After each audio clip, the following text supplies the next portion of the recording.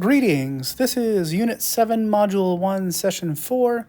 The name of this home connection is Multiplication Review and Fraction Comparisons. It's a two-pager. Put your name and number at the top of the paper. Get credit for all that hard work. Okay, we're going to dig in right now, but I'm going to let you do some work on your own. The first thing you're going to do is multiply these out and give me some answers. Okay, now I do see some patterns. For instance, maybe if I highlight these, it'll make a little bit more sense. But take a look. How many of these are threes? Wow, just throwing this out there. Look at how many of those are something times 3. I've got, let's see, I've got 3 times 3, 3 times 4, 3 times 6, 3 times 8. A lot of them are 3s. So if you could count by 3s, or if you want to count by the bigger number, go for it, because counting by the bigger number will get you there faster, okay? Pause this video, do that.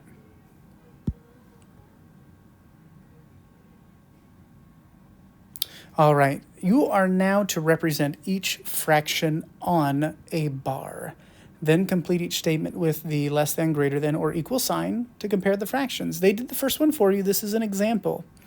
So they saw 5/6. So what did they do? They looked for the one that was cut into 6 pieces, which is this one. There's 6 boxes here. How many of the 6 boxes should be shaded? 5 of the 6 boxes, 5/6. So they shaded in 5 of them, and then they were done with that bar.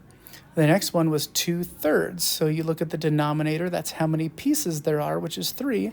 This bottom one has 3 pieces, so that's the one you're going to shade.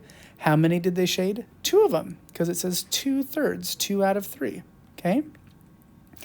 So if we do this next one, I'm going to do one with you, and then I'm going to let you do the next one on your own. But I look for this says fourths. So this bottom number is 4. That's how many pieces there are. This top one is cut into 4 pieces, so that's good. How many of these 4 pieces do I need to shade in? 3 of the 4, 3/4. So get your pencil out, get your colors out, shade in 3 of them. 1, 2, 3. We are done. And then, if you look at the next number, which process of elimination, we know it's down here, but just in case, 2/3, the bottom number is 3. That tells you how many pieces there are. 1, 2, 3. Okay, so that's good. How many of the 3? 2 of the 3, 2/3. So then you could do same color or different. Oh, that's not my highlighter. There we go. Well, that's 1/3. This is 2/3.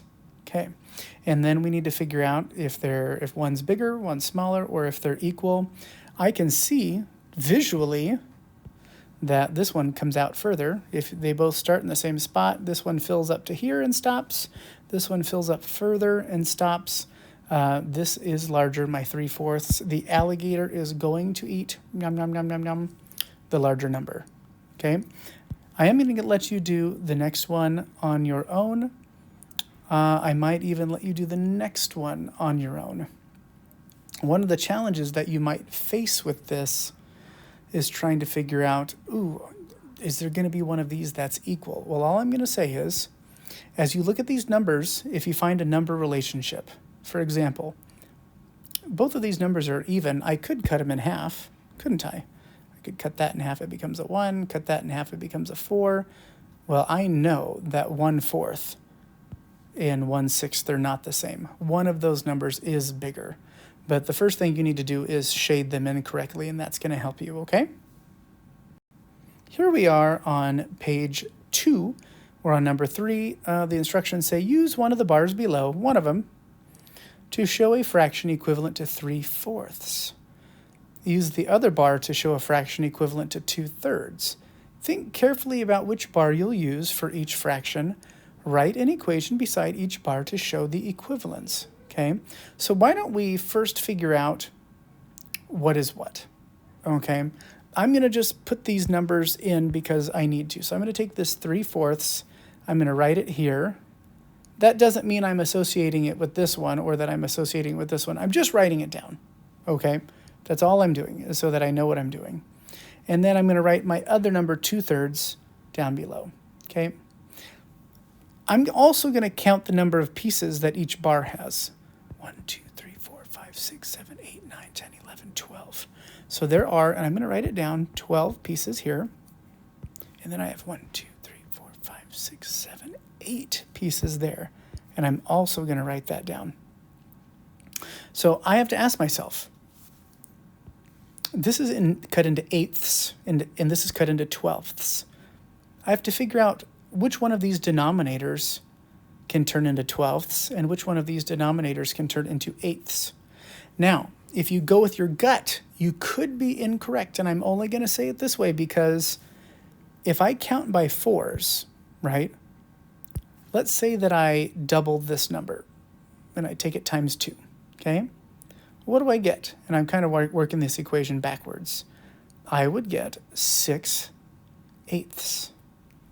Wow, look at that. I have eighths. So this 3/4 I could write as 6 eighths. Do I want to do that? Well, I don't know, because look at this. I'm going to do this in a different color. What if instead, if I take this 3/4 and I take it times 3? I take both of those numbers times 3. What do I get? Well, I'm going to get a 9 on top and a 12 on bottom. Oh no!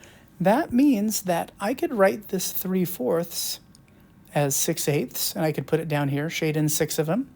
Or I could write it as 9/12, and I could shade in 9 of these 12. I'm in a pickle. So what am I going to do? I'm going to look at this number here. This is going to fix everything. Because if let's go back to my red side. If I double it, if I take both of those numbers times 2, what do I get? Help me out here. 2 times 2 is 4. 2 times 3 is 6. I have 4 sixths. Oh, well, that's not very helpful. What if I take it times 3? So if I'm going to take this side over here times 3. Okay, what do I get? I'm going to get 6 ninths. Oh, I don't know about that either. What if I get really crazy? And I'm going to do this, maybe, let me space this over here. I take that 2/3 and I quadruple it. I'm going to take it times 4. I would have 8/12. Oh, no.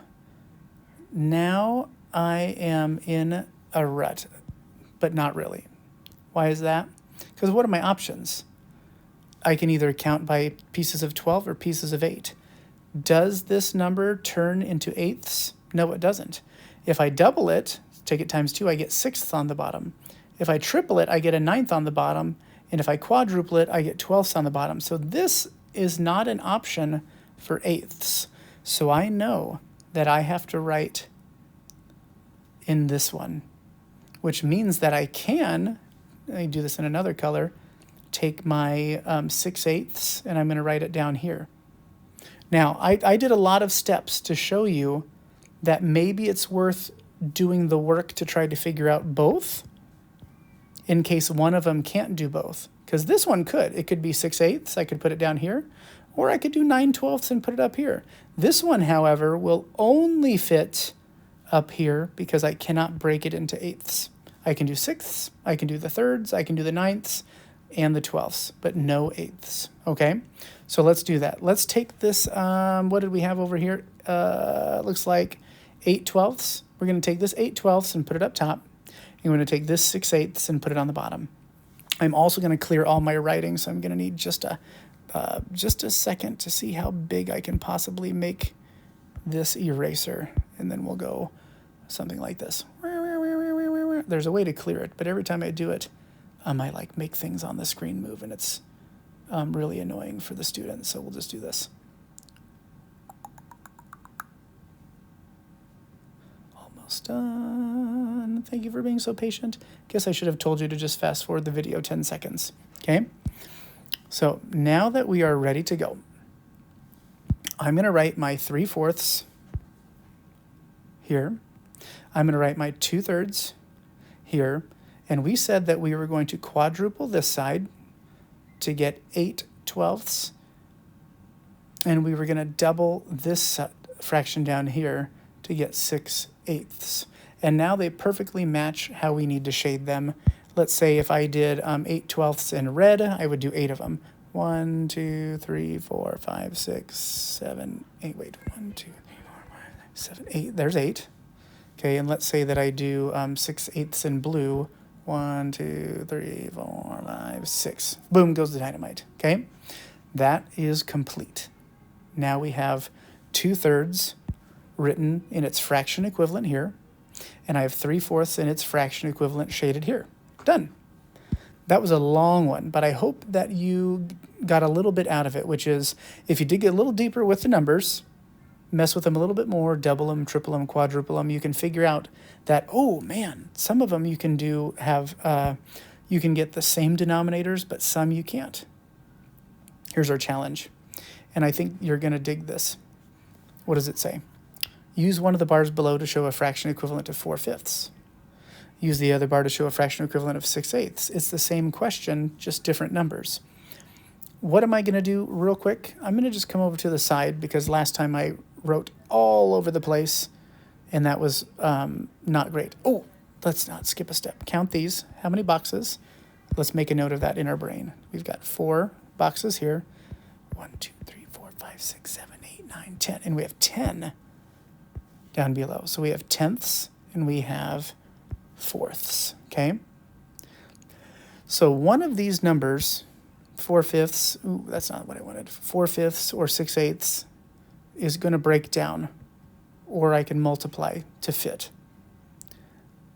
I think this is maybe less of a challenge than you think, because if I look at, let's say 4/5, and I'm going to write that over on the side here. Can I turn this 5 into a 4 using multiplication? Can I say 5 times some whole number is 4? I can't. But what can I do? I can double it to get 10, which is what I'm looking for right here, right? So that means I'm going to double the top as well, and I get 8/10. So what could I write here? I could say that 4/5 is the same as 8/10, and I can shade it in. And in fact, I think I'm going to right now. Why not? 1, 2, 3, 4, 5, 6, 7, 8.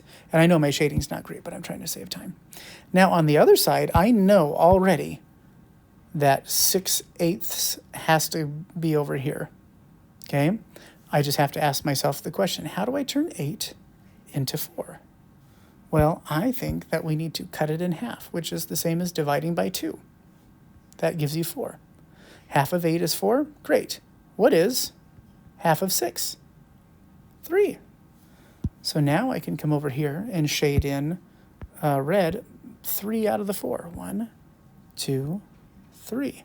I now have a fraction equivalent of 6/8, which is 3/4, and I have the fraction equivalent of 4/5, which is 8/10. These two numbers are the same. These two numbers are the same. They're just represented differently by number of pieces, okay? Draw lines on the bars to show, ooh, what are we doing here? What are we doing? Draw lines on the bars above to show 6/8 and 4/5 with common denominators, and rewrite them here with the common denominator.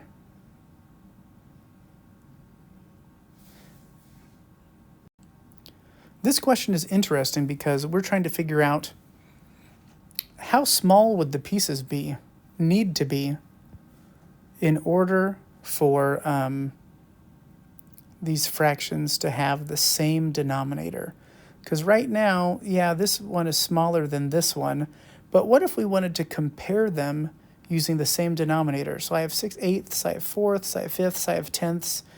I'm going to have to figure out a way to get these numbers to match up. And I'm going to show you the way that is guaranteed to work. But if you wanted to, you could try a method of just looking for math patterns in your math facts. You'll see what I mean here in a second. Let's see, my smallest, I'm going to go with this one here, and I'm going to circle it in green, just so you can see how my brain works. And I'm going to go with this one here, okay? The reason I'm doing that is because it's easier to find a common denominator if you go with the smaller numbers, okay? So I'm going to compare 3/4 and 4/5. I'm going to look at these denominators and see if I can find a common number. So I'm going to set up a little ratio table. I'm going to go 4s on this side, 5s on this side. So if I count by 4s, I have 4. Ooh, what did I just do there? 4, 8. I'm counting by 4s. 12, 16, 20. Okay, I'm actually going to stop there because I see something. If I count by 5s on the other side, I have 5, 10, 15, 20. Do you see that these numbers match?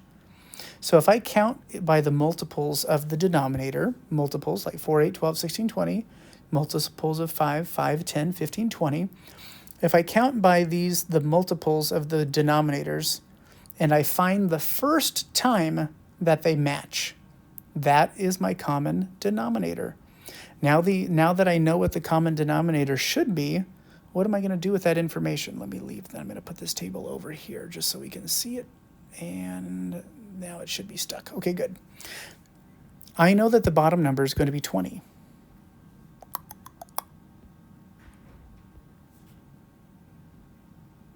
Okay, so I have to say to myself, well, how did this 4/5 get 20 as a denominator? Well, I have to take each of those numbers times 4, because we know that 5 times 4 is 20. So I have to take the top number times 4. 4 times 4 is 16. Now, here's the part that's probably the challenge. Is it says 8 times what is 20? Oh, that's not a problem we can do. But do you remember that we actually cut these numbers in half and had 3/4?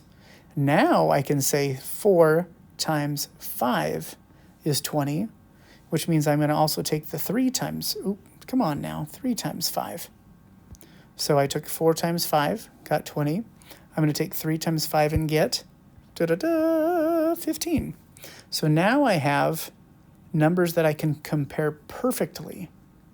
But it said above, did you catch that? Draw lines on the bars above. Okay? So I need to make it so these are cut into 20 pieces. How am I going to do that? Well, I'm going to do it by cutting each of these in half. Because right now I have 10. If I cut all of them in half, I should have twice as many, which is 20. And that's what we're trying to do, is show 20ths. So I'm going to make these lines carry up through. So I'm going to kind of eyeball. I'm going to make these, I'm going to make these lines kind of imaginarily skip up here and then continue, okay? So what that looks like is I kind of just, in my brain, I think, okay, you're right there, and then I draw up. So I'm trying to make the lines below match the lines above. And you'll notice a pattern here.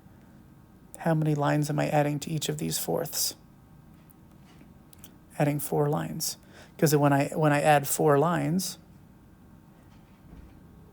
how many does it cut each one into? 1, 2, 3, 4, 5. 5 times 4 is 20.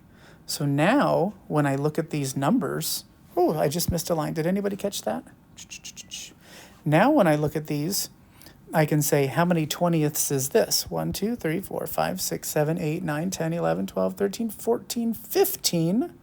Wait. Da-da-da-da! That's exactly what that says. And then how many was this? 1, 2, 3, 4, 5, 6, 7, 8, 9, 10, 11, 12, 13, 14, 15, 16. Ta-da! We did it right. So there's several ways you can do that. I know that my way was lengthy, trying to make you take a look at the ratio table to find the lowest common denominator. But really, if you take the denominators and you count by multiples until you get the first one that matches, boom, you know that you have the lowest one. You know it, okay? Now here we go. Which one's larger, 6/8 or 4/5? Well, we don't have to do that anymore to know. Why? Because let me use yellow here, wrote the equivalents so we can compare the 15 to the 16. Which one's larger? The 16. So I absolutely know that, let me write this in black, that 4/5 is the larger one. How do I know? Because we drew it and we found the common denominators. The end. I know that was a long explanation, but holy moly, it has so many steps and it is worth knowing. If you have any questions about this, please do not hesitate to ask a math wizard. Your teachers love to answer math questions. Until next time, check you later.